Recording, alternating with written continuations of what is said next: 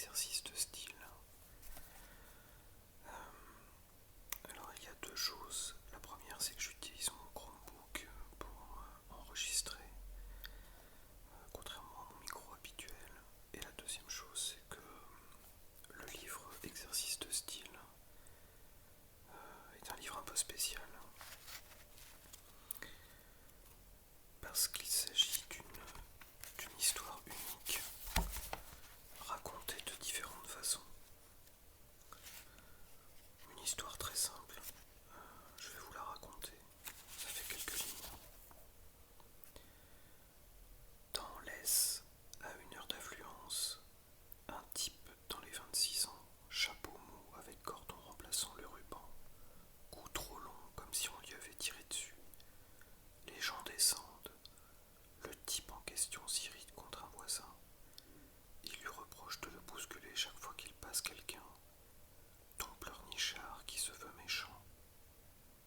Comme il voit une place libre, se précipite dessus. 2 heures plus tard, je le rencontre au cours de Rome devant la gare Saint-Lazare. Il est avec un camarade qui lui dit « Tu devrais faire mettre un bouton supplémentaire à ton par-dessus. » Il lui montre où, à l'échancrure, et pourquoi.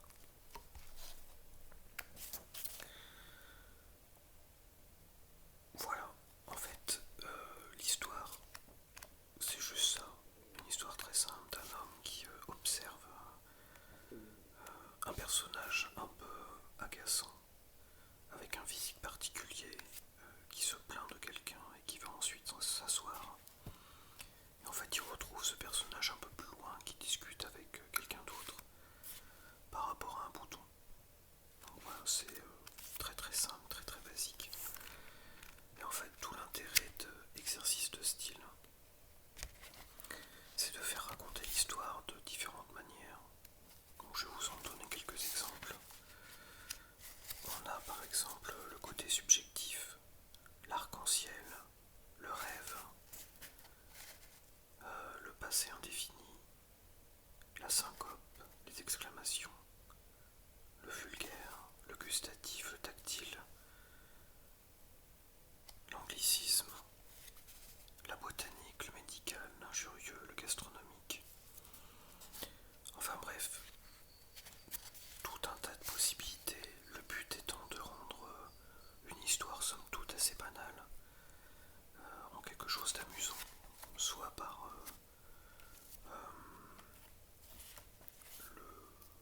le verbe, le type de formulation, les processus littéraires connus ou un peu moins connus, les types, les langages. Ça peut être du vulgaire, ça peut être langage paysan, ça peut être un Italien qui essaye de parler français, ça peut être du théâtre, ça peut être un type de comment dirais-je, de ressenti, un caractère aussi. Voilà, il y a beaucoup de choses en réalité dans ce livre. Alors je l'ai lu d'une traite déjà, et c'est vrai que c'est à la fois parfois un peu vain, et par moments c'est extrêmement drôle. C'est pour ça que je voulais partager ça avec vous. Alors je vais en prendre quelques-uns au hasard, hein. Vraiment ça va être du hasard, j'avais pas noté ceux qui m'avaient plu. Donc je vais tourner les pages et puis je vais en prendre quelques-uns au hasard.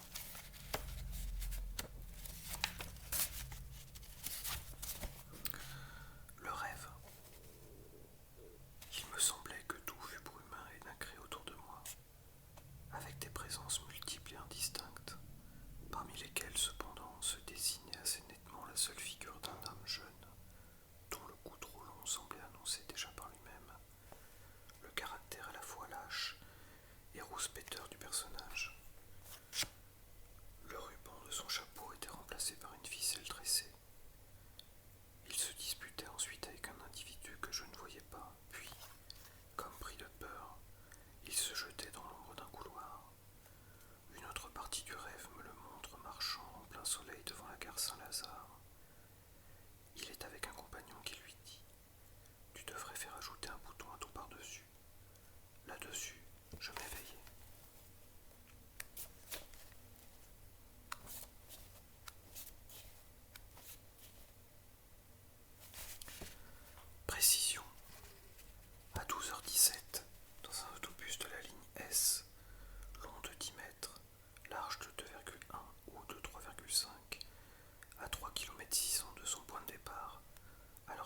chargé de 48 personnes.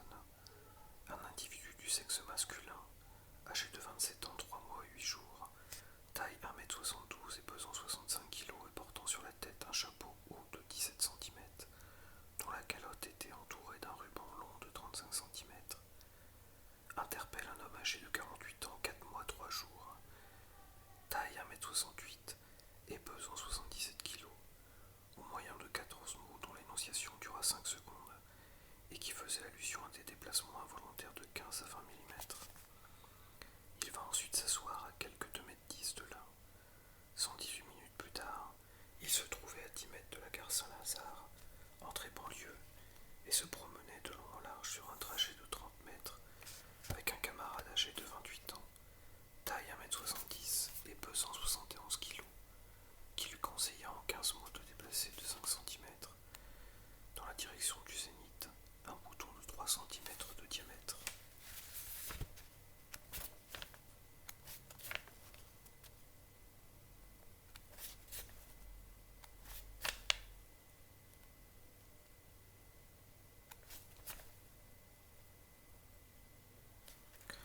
Homéotéleute.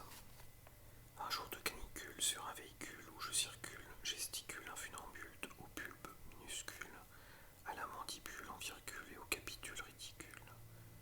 Un somnambule lacule et l'annule, l'autre articule, crapule, mais dissimule ses scrupules, recule, capitule, et va poser ailleurs son cul. Une hule à brûle devant la gueule Saint-Lazule, je l'aperçule qui discule à propos de boutule de par-dessus.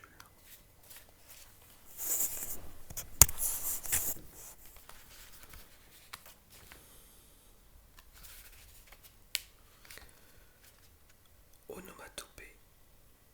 Sur la plateforme pla pla pla d'un autobus teuf teuf teuf de la ligne S, pour qui sont ces serpents qui sifflent sur, il était environ midi. Ding dindon, un ridicule et faible prout prout qui avait un de ses couvre-chefs fuit, se tourna virevolte, soudain vers son voisin d'un air de colère, et lui dit vous faites exprès de me bousculer, monsieur, et toc, là-dessus, vroute, il se jette sur une place libre et s'y assoit, boum. Ce même jour, un peu plus tard, ding dindon, je le revis en compagnie d'un autre éphèbe, prout, qui lui causait bouton de par-dessus, preu. Il ne faisait donc pas si chaud que ça, et toc. Analyse logique. Autobus, plateforme d'autobus, c'est le lieu. Midi, environ midi, c'est le temps. Voyageurs, querelle. Une querelle de voyageurs, c'est l'action. Homme jeune, chapeau. Long cou maigre. Un jeune homme avec un chapeau et un galon tressé autour. C'est le personnage principal. Kidam, un kidam, c'est le second personnage. Moi, c'est le tiers personnage, narrateur. Mot, c'est ce qui fut dit. Place libre, place occupée. Une place libre ensuite occupée, c'est le résultat. La gare Saint-Lazare, 1 heure plus tard, un ami, un bouton. Autre phrase entendue, c'est la conclusion. Conclusion logique.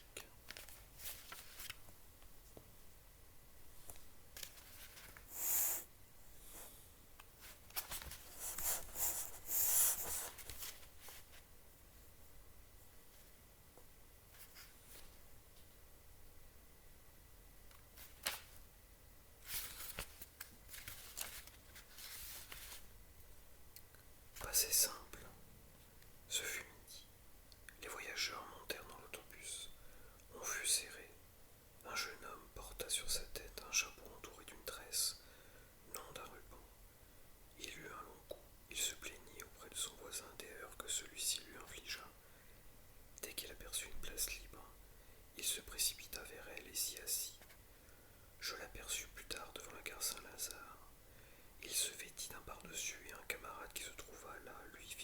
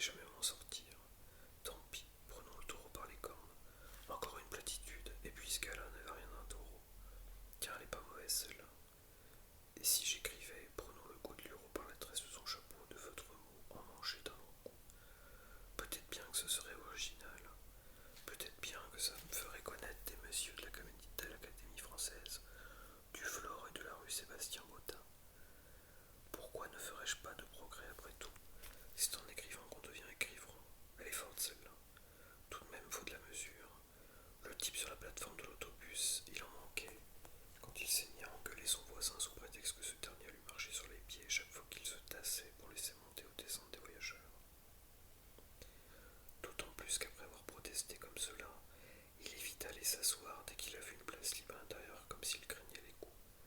Tiens, j'ai déjà raconté la moitié de mon histoire. Je me demande comment j'ai fait. C'est tout de même agréable d'écrire. Mais il reste le plus difficile, le plus calé, la transition. D'autant plus qu'il n'y a pas de transition. Je préfère m'arrêter.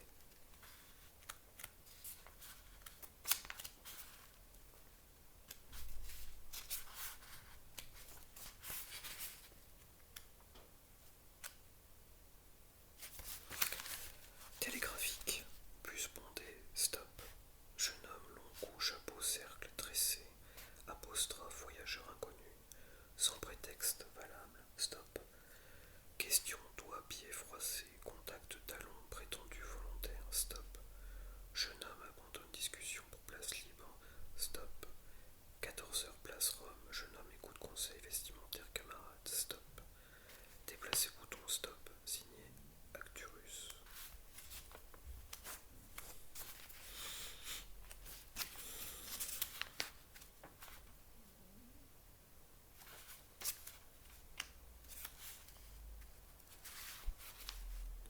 Tanka. L'autobus arrive, un zazou à chapeau monte. 1 heure il y a, plus tard devant Saint-Lazare, il est question d'un bouton. Vers libre, l'autobus plein, le cœur vide, le cou long, le ruban tressé, les pieds plats, plats et aplatis, la place vide, et l'inattendue rencontre près de la gare au millefeuille éteint, de ce cœur, de ce cou, de ce ruban, de ces pieds, de cette place vide et de ce bouton.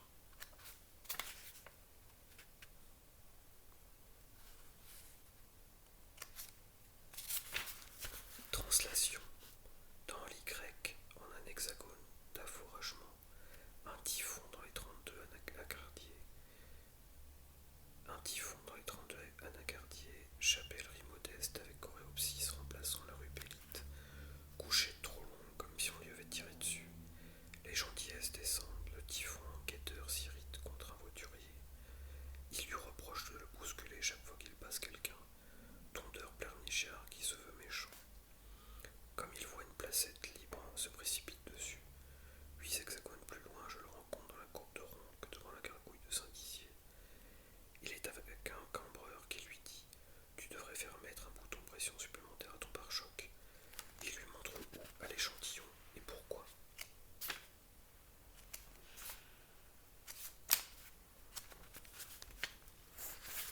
Partie du discours. Article. Le, la, les, une, des, du, au.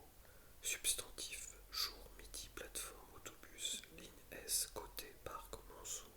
Homme, cou. Chapeau, galon, lieu, ruban, voisin, pied, voix. Voyageur, discussion, place, heure, gare, Saint-Lazare. Conversation, camarade, échancrure par-dessus, tailleur, bouton. Adjectif, arrière, complet, entouré, grand, libre, long, tressé. Verbe, apercevoir, porter, interpeller, prétendre, faire, marcher, monter, descendre, abandonner, jeter, revoir, dire, diminuer, faire, remonter. Pronom, je, il, ce, le, lui, son, qui, celui-ci, que, chaque, tout, quelque. Adverbe, peu, près, fort, exprès, ailleurs, rapidement, plus, tard. Préposition. Vers, sur, de, en, devant, avec, par, à, avec, par, à. Conjonction, que, ou.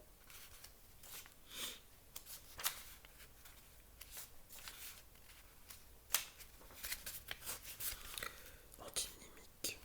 Minuit, il pleut. Les autobus passent presque vides. Sur le capot d'un haï, du côté de la Bastille, un vieillard qui a la tête rentrée dans les épaules. Il ne porte pas de chapeau, remercie une dame placée très loin de lui parce qu'elle lui caresse les mains. Puis il va se mettre debout sur les genoux d'un monsieur qui occupe toujours sa place. 2 heures plus tôt, derrière la gare de Lyon, ce vieillard se bouchait les oreilles pour ne pas entendre un clochard qui se refusait à dire qu'il lui fallait descendre d'un cran le bouton inférieur de son caleçon.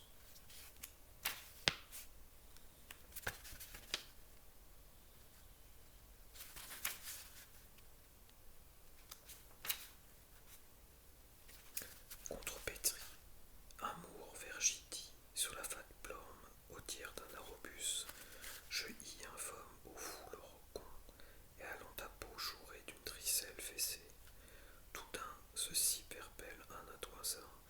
parchait sur les miers. Puis il courut vers une place pibre. Heure, pleure, tutard, je te vis devant la sarre, l'ingazard en crin détoudé, les donceilles d'un candie.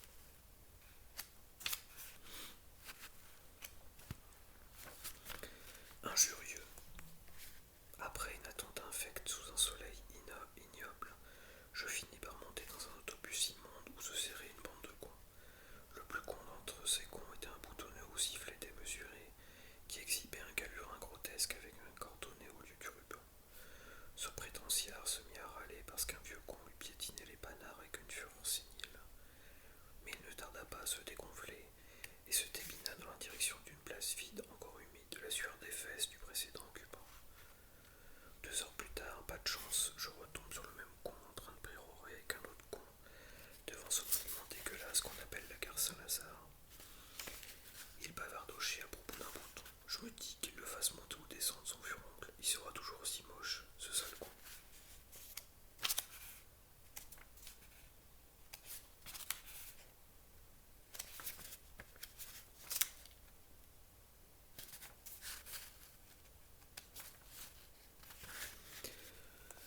Paysan. J'avions pas de petits bouts de papier avec un numéro dessus, mais je sommes tout de même monté dans cette carriole. Une fois que je m'y trouve sur cette plateforme, ou cette carriole qu'ils appellent comme ça aux autres un autobus, je me sens tout serré, tout gardi et tout racornissou. Enfin, après que je y'en paillé, je te tourne un coup d'œil tout alentour de notre personne, et qu'est-ce que je vois de pas? Un grand Flandrin avec un de ses coups, et un de ses coups la tête pas ordinaire. Le cou était trop long, le chapiot avait de la tresse autour, d'amouille. Et puis tout à coup, le Vladipa qui se met en colère. Il a dit des paroles de la plus grande méchanceté à un pauvre monsieur, qu'on pouvait, mais puis après ça, aller s'asseoir le confondre. Ben, c'est des choses qui arrivent comme ça que dans une grande ville, où figurez-vous, dit pas, là devant nous vos revues, ce grand Flandrin, pas plus tard que 2 heures après, devant une grande bâtisse qui pouvait bien être quelque chose comme le palais de l'évêque de Pantruche, comme ils disent eux autres pour appeler leur ville par son petit nom. L'était la grande le Flandrin, qui s'y baladait de long en large avec un autre feignant de son espèce. Et qu'est-ce qu'il lui disait l'autre feignant de son espèce? Il disait l'autre feignant de son espèce, il disait tu devrais te mettre un bouton, cela, un petit peu plus haut, ça serait bien plus chouette. Voilà ce qu'il lui disait au grand Flandrin, l'autre feignant de son espèce.